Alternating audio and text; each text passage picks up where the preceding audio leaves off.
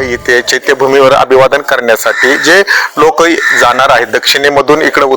मुंबईकडे जाणारे लोक आहेत त्यांना ही खिचडी जी आहे ती खिचडी वाटप करण्यात येणार आहे। तत्पूर्वी माझ्यासोबत बोलण्यासाठी वंदना ताई आहेत, त्या ताईंना आपण विचारू, ताई आज बाबासाहेबांना तुम्ही अभिवादन केलं, आजचा प्रोग्रामानिमित्त काय आयोजन केलंय का बाकीच्या कार्यक्रमाचं देखील?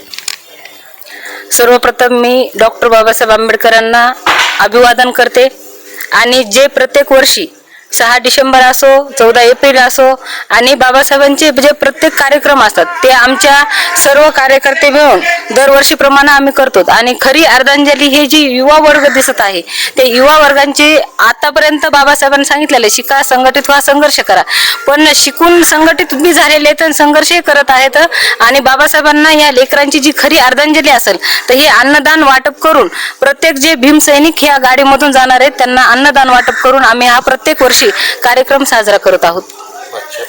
पुन्हा काय कार्यक्रम असतो संध्याकाळच्या वेळेला? हो, उद्याच्याला महावंदनेचा कार्यक्रम आहे सकाळी 6 वाजता 10 वाजता, तसेच पुन्हा नंतर दुपारी काही मुलांचे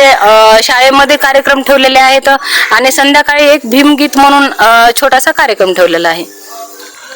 अशा पद्धतीने या ठिकाणी आपण बघत आहोत ते वंदनाताई यांनी सांगितलेलं आहे की विविध जे कार्यक्रम आहेत आम्ही ते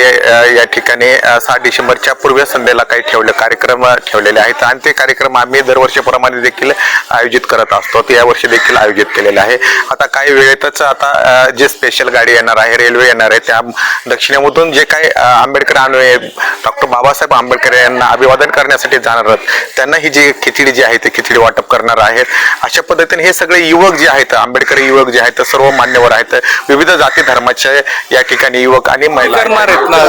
अच्छा, 6 डिसेंबरचा झालं, 10 डिसेंबरला कार्यक्रम आहे बौद्ध विहार मध्ये, पुढे 14 तारखेला 14 जानेवारीला कार्यक्रम ठेवलेला आहे।